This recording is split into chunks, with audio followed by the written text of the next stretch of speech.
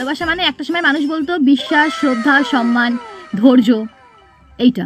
আর ভালোবাসা মানে এখনকার জেনারেশনের মানুষ বলে আয় দুজন মিলে মারামারি করে যে জিতবে তার রাজ চলবে সংসারের মধ্যে। ভালোবাসা মানে তুই আমার সন্দেহ কর, আমি তোরা সন্দেহ করবো, তুই বাইরে ফাউন্ডিং মার, আমি বাইরে ফিল্ডিং মারবো, মানে যাবে ভাই 50-50 হবে। তুই আমার ভালোবাসিস না তো আমি কেন মতো তোরা ভালোবাসবো বল? তুই আরেক জায়গায় মুখ মারতে যাবি তো আমি কেন তোর জন্য বসে হুদাই কাটবো বল? তুই আমার সময় দিলে আমি আছি, তুই আমার সময় না দিলে আমিও ভাই নাই।